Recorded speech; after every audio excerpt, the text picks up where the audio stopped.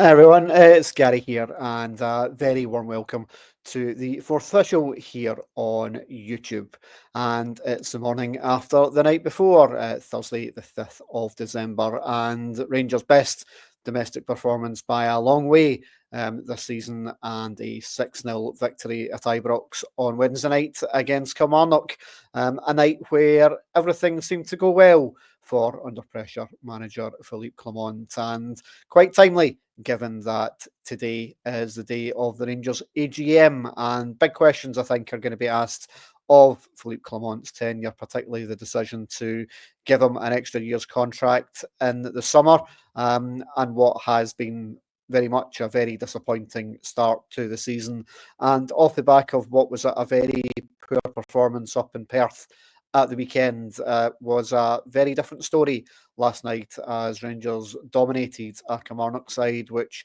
only just a few weeks ago gave Rangers some problems down at Rugby Park in a game that Rangers would conspire to go on and lose, thanks to a late Marley Watkins goal. But very different story last night. James Tavernier opening the goal scoring with his first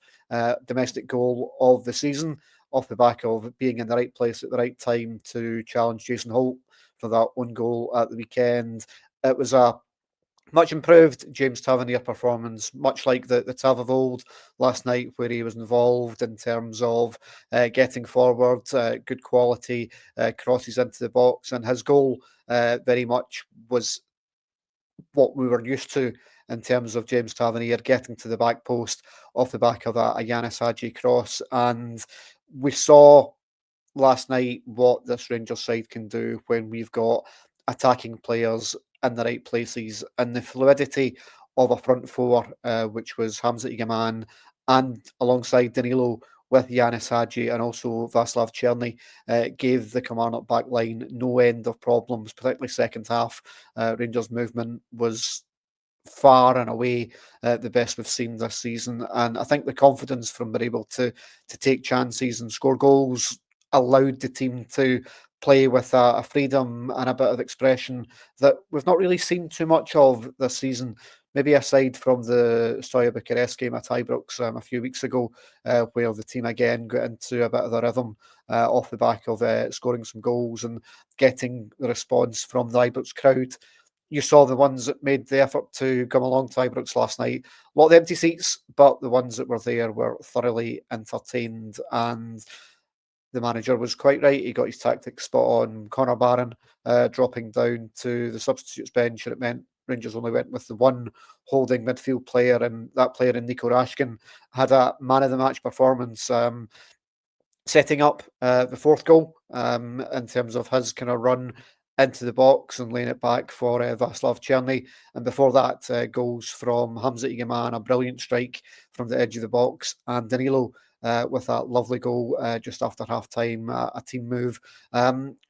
it could have been a lot more. There was chances in the first half for Igamane and for Danilo. And had it not been for Robby McCrorie in the Kilmarnock goal, you could have easily been looking at double figures last night. And it was a night where it all came good for Philippe Clement and Rangers, to the extent where Cyriel Dessers came off the substitutes bench and managed to get two late goals as well. So 6-0 in all for Rangers last night, and it's fair to say that the manager was delighted in his post-match comments, been able to talk a little bit about the kind of patient approach and trying to create opportunities and play a more expansive kind of game of football, and we were able to do it. And given the fact that this Kilmarnock side have given us problems before, and Rangers have struggled against teams with the low block, Kilmarnock were nothing in terms of an attacking threat, and they just weren't able to live with Rangers at the back, to the point where the shape was just much better. We were able to play with Yanis Hadji playing predominantly from the left-hand side, Igamane and Danilo playing as much more as a partnership rather than a kind of lone forward, and been able to kind of have Mo Diamandi back one alongside Nico Rashkin, who was brilliant last night, just meant that we were able to be a little bit more expansive and playing on the front foot just that little bit more. And it's food for thought now for the manager, with a trip to Dingwall coming up this weekend, and then a huge couple of games next week, starting with Spurs in Europa League next Thursday night, and then of course the big one, the League Cup final next Sunday. And no one's going to get too carried away with a win over Kilmarnock, being Rangers being back, because there's been enough performances this season to suggest that this isn't something that can be taken anything less than in isolation. But what it does do is give a platform in terms of what some of these players are capable of doing if we've got the right shape, we've got the right structure, we've got the right mentality, we've got the right tempo, and we take our opportunities. Then there are teams in Scotland that Rangers can brush aside and score goals against, and we've already seen that this season against Ross County when Rangers put 6 past them earlier on this season at Hampden. Ross County go into the game this weekend on a bad run themselves, having recently been beaten badly by Celtic as well. So there's no reason why Rangers can't finally kind of break that hoodoo of a good away performance this weekend, and they've got to take a bit of credit from the performance last night and take that into the games coming forward, because if not, then the noise that will come from the AGM today will very much